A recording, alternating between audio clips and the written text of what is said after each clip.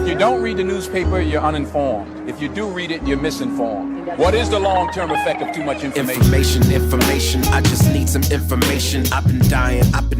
Is it lack of education? I've been reading without any transformation. I'm addicted. Is it overstimulation? Hey. Welcome to the Sixth Sense Report. Hear ye, come one, come all. You're listening to the Sixth Sense Report with Joel Nikoloff and Darnell Samuels. So you want to get rich, eh, bro? Billionaire Boys Club. Yeah, more like the Billionaires Bust Club. Well, no. Yeah, why don't you let the listeners on the joke, or in on the joke? We're covering broke billionaires today. Yeah, we've got an article / list from commodity.com, and the title is Broke Billionaires. Eight people who had it all and lost almost everything. Yeah, thank you to the good people at commodity.com. They messaged us and sent us the infographic, which was a really good infographic. So when you guys get a sec, check our show notes and take a look at this infographic. The key thing to a good infographic is being clear. You could just look at it and be drawn in, and definitely gets the wheels turning. And this is also a follow-up to the episode 73, Who Wants to Be a Billionaire? In that episode, we talked about Canadian billionaires and how they got their fortunes and understanding how people become rich. So in this one, we're looking at how some billionaires lost their money. What's fascinating about this topic is that, we know all the stories about millionaires, athletes, musicians who had $1 million and lost it. And we're like, man, these guys are stupid, man. How could they lose $1 million? But I think it's more fascinating to look at, how does somebody lose $1 billion or more than $1 billion? Yeah, I mean, you think about, a basketball player losing $1 million or even a sports athlete. Yeah. Well, and, in today's world, $1 million, buys you a house, especially in any mega metropolitan. Well, I was going to say any metropolis area. I mean, you can go to like Windsor and buy a house for $120,000, $200,000. But in Toronto, we're talking like $1 million, $1.5 million, $2 million, kind of like okay. Now, Joel, I have a question. So quickly, how much is $1 billion? For people who don't know how many zeros that is, what that is, and what that makes up. I mean, it's funny because we talked about it a bit on the last episode, so I won't go into it, or on the Who Wants to Be a Billionaire episode, about how the term changed. So I won't go into that again, but it's 1,000 millions. 1,000 millions. So it's $1,000. 1,000 $1 million bills. Well, yeah, okay. And that equals $1 billion. Yeah. And just for context, $1 trillion would be 1,000 billions. Okay, I can't even picture that. So the kind of money the government, the U.S. government is printing right now to pay for all their government stimulus, numbers that are non-comprehensible, right? You wonder why I complain about big government. Right. Back to the billions, baby. So so we're gonna do this. Is gonna be a countdown thing. So we're gonna go from the top 8, and we're gonna work our way down to number 1. So at number 8, we got, oh man, I can't even pronounce this dude's name. He's the Icelandic billionaire, Björgulf Gudmundsson. Sure, I'll go with that. Okay, so the source of his wealth, a majority share in Landsbanki, an Icelandic bank. So his total size of fortune is $1.1 billion as of in 2008. And basically he lost how much? Well, all of was it. Lost. So his entire fortune. It's the line is he filed for bankruptcy in 2009 and was $750 million in debt. So that's basically almost a $2 billion swing. Okay. Wow. So he went, and then he lost it. He went from $1 billion in assets to almost $1 billion in debt. And that was because it says the cause was an Icelandic banking collapse of 2008. Yeah. So I mean, and this will come up on the list a couple times, but 2008 worldwide financial collapse was the catalyst for a couple of people. And no surprise, there was a huge part of that collapse was the banking industry because of the mortgages and other things involved. Yeah, we'll definitely get to unpack that. So, but the point I'm trying to make is you'll find the billionaires that lost, a lot in 2008 all had relationships with banks. Right. And yeah, we'll definitely unpack that going forward. All right. So number 7 is, his name is Alan Stanford, and he's labeled as the fraudster. Yeah. And I think the fraudsters,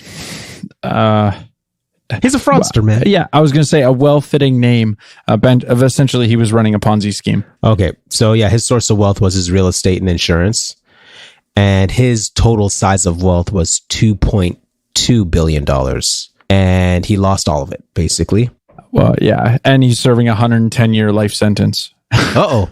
Okay. But it wasn't, he didn't get rich off of drug money, just to let you guys know. No, it was a $7 billion Ponzi scheme.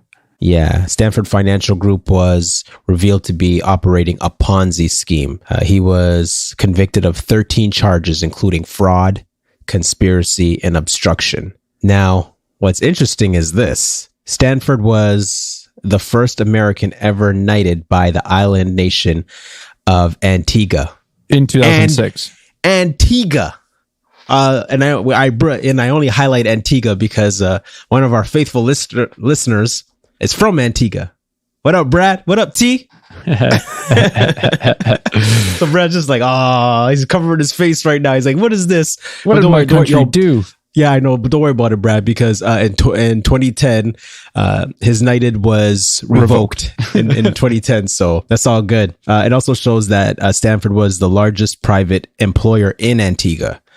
And then it says he staged a cricket match between his own team and England with a $20 million prize. His personal wealth exceeded Antigua's GDP by roughly $1 billion. Yeah. So his wealth was 2.2 billion and Antigua's GDP was 1 billion, basically, or 1. I'm gonna get a call from Brad after this. Well, and I'm like, yo, man, it's the why the $20 million prize for that cricket match is not surprising is because when the way Ponzi schemes, there's two things to it with Ponzi schemes. One is sort of the way it works. And so for the listener who doesn't know what a Ponzi scheme is, basically what happens is this, let's say face of the organization is collecting funds that people think they're investing.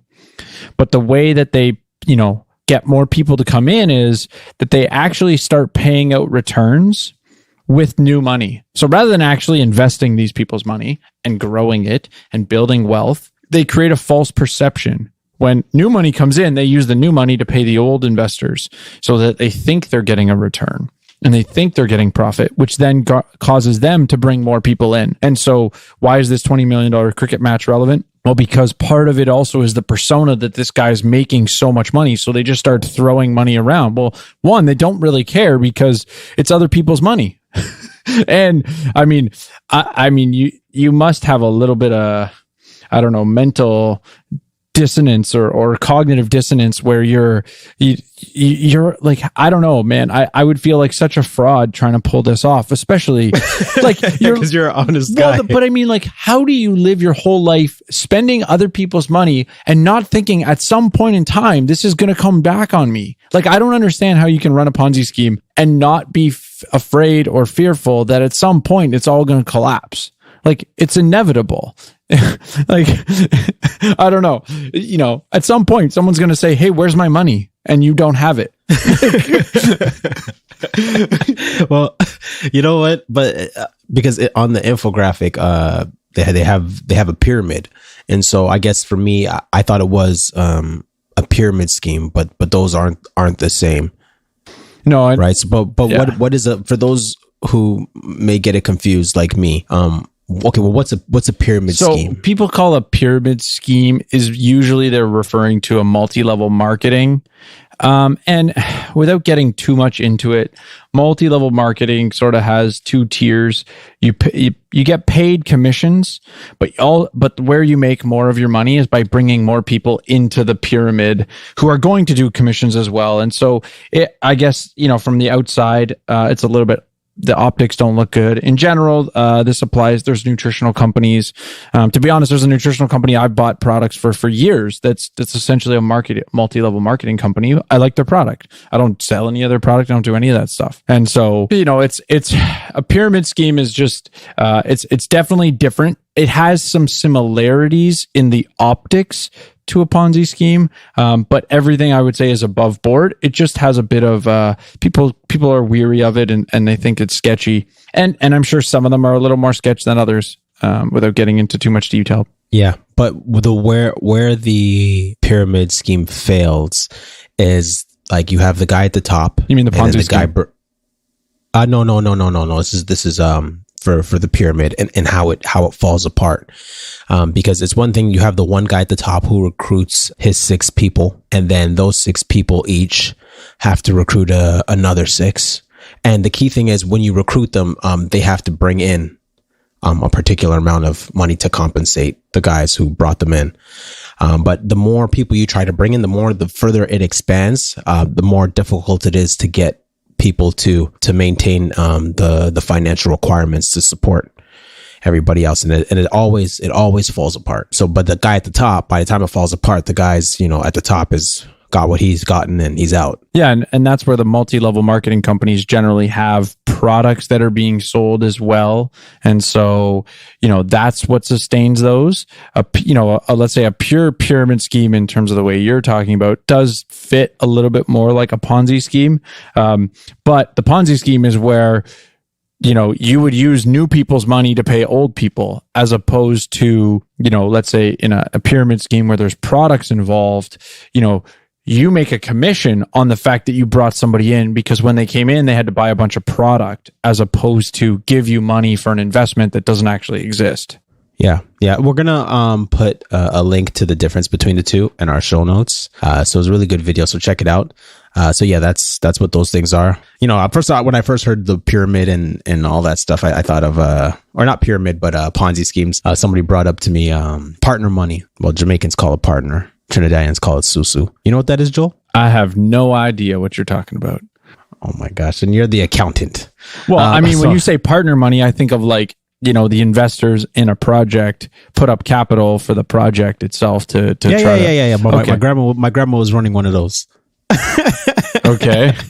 No, but basically it's where people team up and they basically say, okay, look, we're going to put this amount of money into the pot. And then the 1 month, this one person in the group collects the pot, and the next month the next person collects the pot, and the next month the next person collects the pot, collects their share. So you keep paying into the partner until your turn comes around, and then you collect the pot. Oh, so you ever heard of that? No, that's a whole different. Yeah, what I'm talking about is like investors and partners. Yeah, No. I know it's something.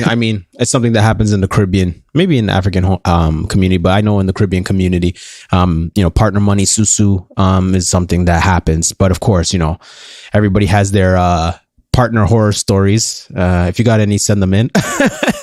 But that's a whole. What's funny is it kind of reminds me of like the origins of insurance, where basically people would pay into a community pot so that when one guy's house burns down, there's already sort of money there to help out. It's similar but different. Okay, number 6. Number 6 is Sean Quinn, the Celtic construction tiger. Yeah, he had $6 billion in 2008. Construction, insurance, and real estate. And his entire family fortune was gone. So when Quinn filed for bankruptcy in 2012, he was over $3 billion in debt.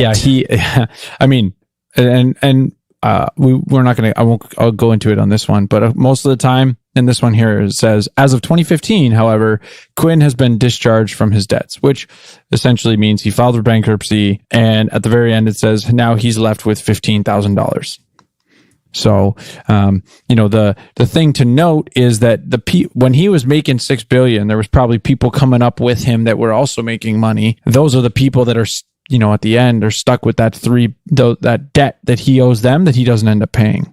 And so these people that lose a lot of money also usually have impact on the people that they've been doing business with. So, this is where I would say, good businessmen choose their relationships wisely. because, if you have a supplier and you've given them a down payment for product and they go bankrupt, potentially you don't even get your product or your money back. Yeah. The cause of his loss of money was a collapse of the Irish property bubble in 2008, and then the nationalization of the Anglo-Irish Bank in 2009. So at the time, Quinn and his family secretly owned a quarter stake in the bank. And when the bank was nationalized, the Quinn family investment was wiped out. Yeah. So, just for the audience to contextualize, I'm speculating a little bit here, but because his bank was nationalized, and the timing of it, the way that I would understand that would be because of the collapse that was happening in 2000 2009 timeframe, the last financial crisis we went in as an economy, his bank that he had a partnership in was nationalized as a means to protect all the lay people, let's say, who had money in that bank. And so consequently, the owners of the bank, rather than their bank going bankrupt and all the, let's say, deposit holders losing their money or having, 60 cents on the dollar, the government nationalized the bank and he gets, all of that fortune wiped out, or all of his assets in that bank lost. And next we have number 5, the man, the myth, the legend, John D. Rockefeller, the richest American. Rockefeller, baby! I'm from the rock lot. FIMILA to the A. You better watch my...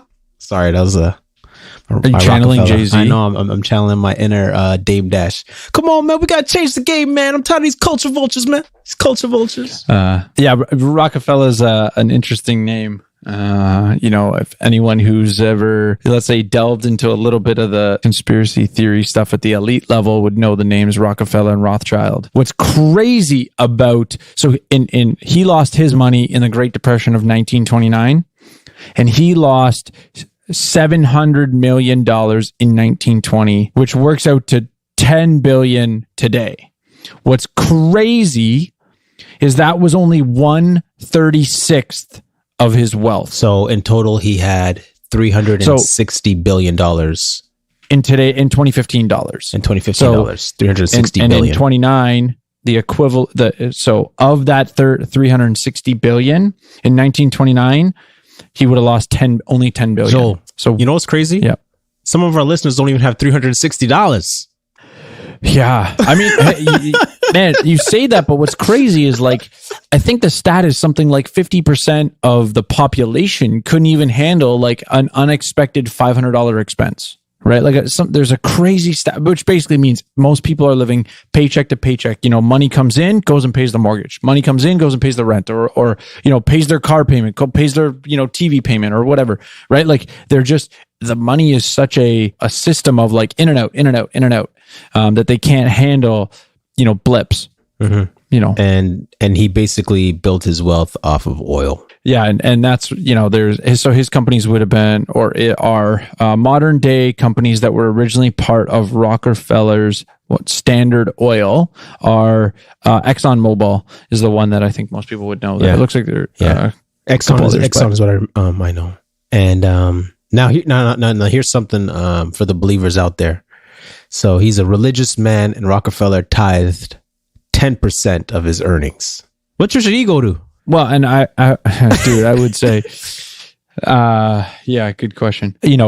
It's funny because I remember a pastor who will remain unnamed referring to let's say mainstream celebrities that clearly weren't Christians, but they also tithed. And so I don't know, when I read that, I go, was he a religious man? I don't know. There's some, sometimes, especially culturally, it might have been an aspect of, just maintaining your reputation. I mean, if you had that much money, he was, the richest American, if you're not giving any money back, and I think church would have been the primary means to do that back then, you would have been tarred and feathered potentially just for sort of your snobbery if you're not contributing. So I don't know. I don't mean to question his faith, but I just think of, sometimes these things turn into transactional as opposed to, let's say, faith-based actions. Well, I'm sure his church said, praise God.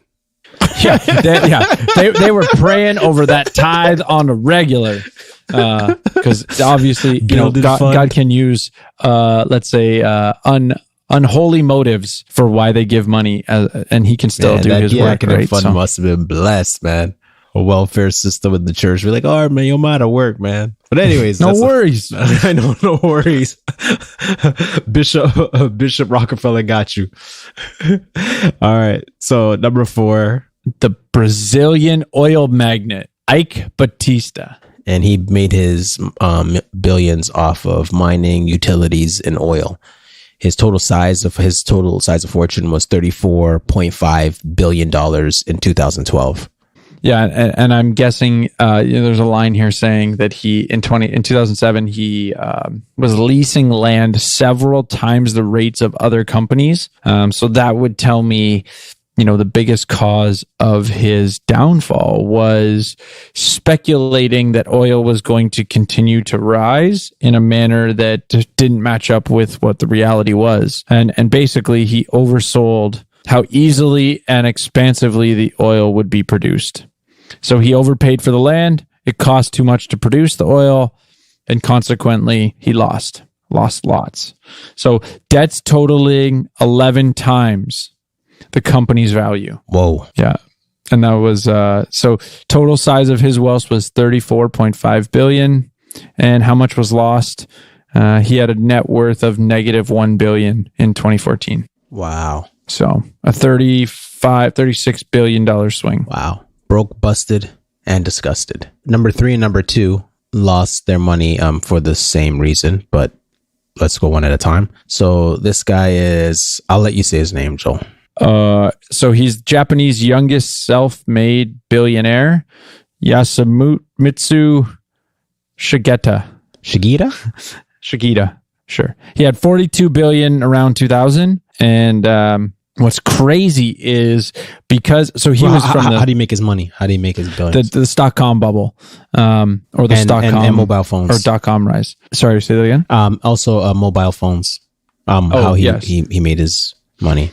But what's crazy is that within a 24-hour period, his wealth could fluctuate within $5 billion because of the, if you look at the stock market for .coms at that time, it was so volatile. Yeah, the .com boom was just, you think about it. So 42, he would hit up to 47 and down to 37. In a 24-hour period, he could swing $5 million in his wealth. It's again, non-comprehensible.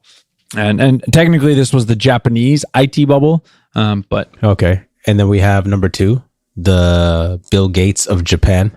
His name is Masayoshi Son. Yeah, that sounded way better than my attempt at the last one. So he was mobile networks and software distribution, hence Bill Gates of Japan.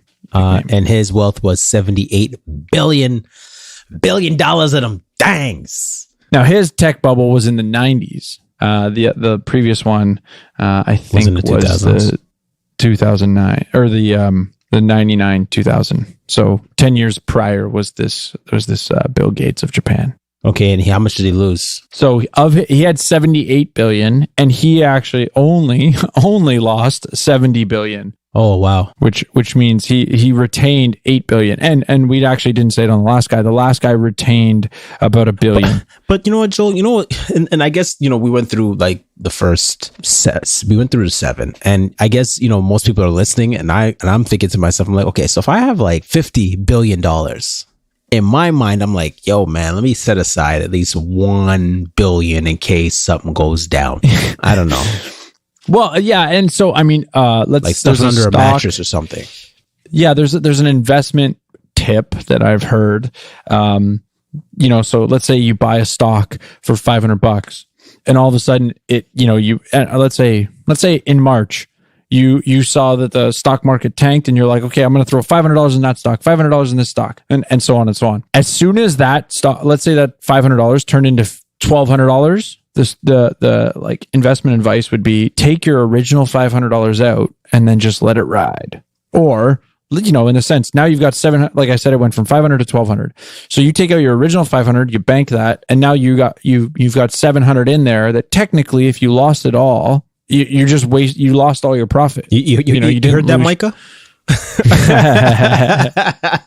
But I mean, the downfall is, you could put $500 into a stock and it goes down to 300 right away or within a month, right? So, but the idea being is like in accounting terms or finance terms, we would call it like crystallizing your gain, right? So, or you pull out money, now you've solidified, okay, this is what I made, right? So the idea being sell once you've made some profit so that you've kind of secured your original investment, let's say, but now you're also potentially going to ride it up even further, but your original investment is safe. So that's sort of the idea behind it. I know it's just one little tip, but it goes in line with what you've said. Like, if I had that much wealth, why wouldn't I put something in secure? Well, the dilemma or the problem with the previous examples was that their assets went negative. And if all of their wealth was the stocks, let's say, of their company, potentially, and a lot of businessmen, that happens, right? Because as soon as you start trying to take money out of the company, it's a taxable event and it's easier to leave it in the company. Well, when that company goes bankrupt, all your wealth was in that corporation. And the dilemma becomes, personally, you might have investments that are related because you're doing so well. Well, now you take your personal RSPs or you take, and people have this like, greed that takes over. So, are there ways to do what you said? Yes, there are.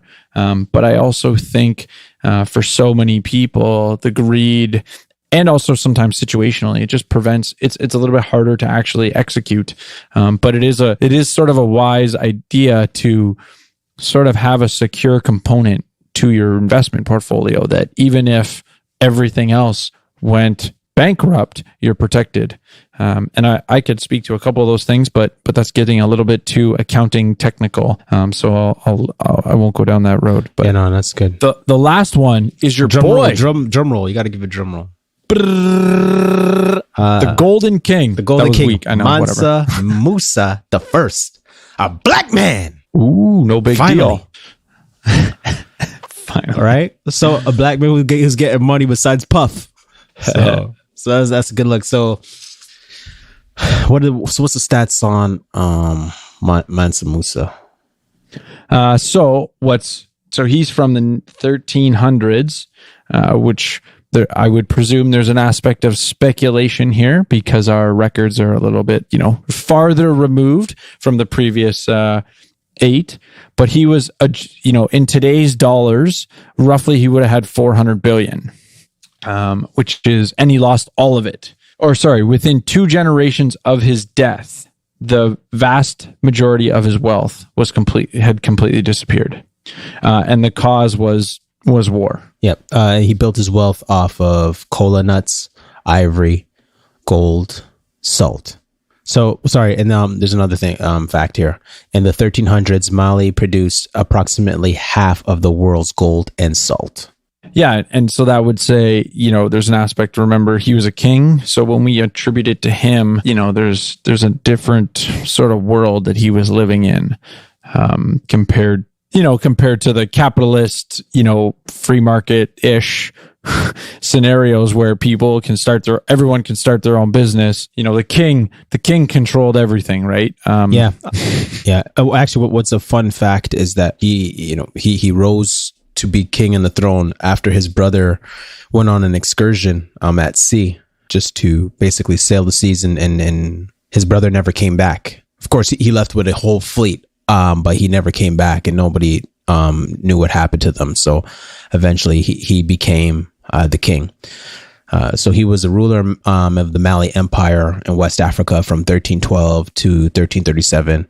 And he controlled the territories rich in gold and copper, as well as monopolizing trade between the north and interior of the continent. The Mali elite grew extremely wealthy. A Muslim like his royal predecessors, Mansa Musa brought back architects and scholars from his pilgrimage to Mecca who would build mosques and universities that made such cities as Timbuktu internationally famous. So I think the question is, so what he did was, as he expanded the Mali Empire, he would collect a tax from the areas he annexed, and the payment was gold, and it eventually accumulated. Mm-hmm. But I guess the question, because we don't live in that context, we don't want to presentize the past, but the way he was it just in the way he collected his wealth? Yeah, I mean, it's a, my default answer is no. Come on, Joel, what the hell are you looking for? Can't a black man get money anymore? Let my pants sag down to the floor. Doesn't really matter as long as I score. Can my car look better than yours? Can I have a vet without no flaws? So, what I was going to say was it's obviously a little bit tough to judge, somebody in that era without really understanding that era. Now, the reason I would say my default answer is no is because of the fact that he won taxation, but taxation was done through force, right? So the vast majority of his wealth was accumulated through force and coercion. And I'm a little bit, because of the fact that it was, considered the empire, and I maybe I'm speculating a little bit more into this, but it was, through war that he was expanding the empire. Now, a counter argument would be that everybody was doing that. So, to your point, I think you might have made up a word, but I kind of liked it. Presentizing him. That, so there's that difficulty in judging him there. I say all of that to say, if we want to look at what does it mean to have justly accumulate wealth today, that's where I would, I think the word force is a little bit easier for people to comprehend. So what's your take on was his wealth just? I guess, the way how I'm processing it is, if you're living in his context, what is he supposed to do? What guidelines is he going to follow?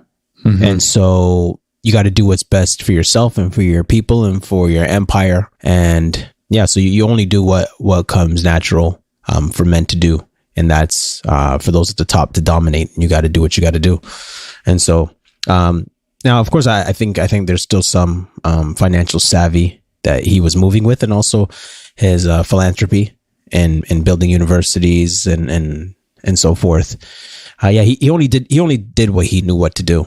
Yeah, and that's where, as a king, that's what kings do, right? Well, if you think of tax as a means for the people to obtain protection, because, and again, I don't have full context, right? Were people free to leave? Were people free to, live outside of his region and not get protection from him? But, but he also wouldn't invade them, right? So this is where I'm saying, like, if I'm not forcing you to choose to be on my side, but I say, if you want to be under my protection, here's the rules, here's the tax, and you have the ability to not join our empire. Yeah. Well, then, that's a little bit less of the coercion that I was leaning towards, or my concern was towards. And again, I think your point is valid that in that era, you were under a king, right? For the most part, most empires were, I would say for even beyond that, right? Look at all of history, sort of that king way of ruling. You can have tyrant kings and can have good kings, mm-hmm. And so what was he, with this much wealth, maybe he was a good king. And in that regard, he's coordinating resources. He's making decisions as an entrepreneur would to say, okay, this is the type of product, or these are the lands that we want to mine, to get nuts, to get gold, to get salt. And so, yeah, I think I think my answer I would stick to, which was my default answer is I'm leaning towards, was it done through coercion? Probably, but I think I have to a little bit reserve judgment because it's too hard to tell. Yeah, well, I guess for me, it's just as long as it's not blood money, I'm okay with that. And one of the things when I was researching him was pretty fascinating was that, he traveled a lot. He traveled with a huge caravan, and he would, give gold away, and he became very famous and legendary, and the word was spreading about the wealth that was in Africa, and that's what some people were saying that sparked the interest of Europeans to visit Africa in search for gold. Yeah, on the infographic it actually says the cause of his loss was invasion and civil war. Now, it also sort of, but the civil war was inward fighting among his people. Yeah. Well, and yeah. So my only thought was like, what was he doing that played a role in creating Man, a civil war getting as money. opposed to... He was getting money. Well, but how do you... If a civil war occurs under... like if civil war broke out in U.S. right now, I wouldn't hold the president alone responsible, but I would hold the political class responsible because they didn't act in a way to resolve these things. So that's sort of my point, that like, what was he doing that, wasn't driving them away from that or so yeah, it just sort of leads me to think the way that I challenge current politicians, are you creating division or are you creating unity? Okay. So then what's your 2 cents on the broke billionaire boys club? I think for the listener, I want them to recognize that, wealth comes and goes, right? I mean, if you take every 20 years and look 1980, 2000, 2020, go look at the top 10 companies. And for the most part, those companies are changing, and even the concept of generational wealth, for the most part, it doesn't stick around very long. Usually it's within 2 generations, right? So if somebody's parent was the one who made a mass fortune, usually their kids, so the parent makes a bunch of money. Their kids generally, that fortune sort of sticks around. But by the next generation, the grandkids and the great grandkids, that massive wealth is gone. And so there's an aspect that I think, if you take the concept of the 1% or the top, 10% of the population makes this X amount of dollars, it's for the most part, it's not a stable group of people. And this, I think, demonstrates that anyone can lose their wealth. And so for me, the economic side of me goes to the other question of like, well, how do they create wealth? How is wealth created? And I said it to someone recently. Every transaction, the marginal value of what you receive has to be greater than the marginal cost of what you gave up. And the reality is that has to be true for both people in the transaction. Right? So if I gave up money, the money had to be worth less than the value I received, and vice versa. The person who's getting the money, the good that they gave up, the value to them had to be less than the money they're receiving. And it's this principle in economics of mutually beneficial exchange. The reason I was referencing coercion is when it's voluntary, that's when that occurs. When an exchange occurs, it's mutually beneficial. When it's voluntary. If it's not voluntary, I can't know that it was mutually beneficial because one group was forced to pay, or one side of the transaction didn't have the choice to say, no, wait, the value I'm receiving is lower than the value I'm giving up. And so I think that's important to understand that wealth, when these people have crazy amounts of money, and if it's done through voluntary exchange, what that demonstrates is creation of value. Because every time that I gave somebody a good, they got more value out of the good than they gave up. But I was accumulating wealth because I was able to do that so much. So yeah, that's my 2 cents on this topic. I think it's a great graphic. It's a great sort of blog as well that goes along with it. So I think we'll definitely recommend the listeners check it out. It's an interesting thing to understand, how quick the top of the world could fall down. What about you? What do you want to leave the listener with? What's your 2 cents? Diversify your portfolio.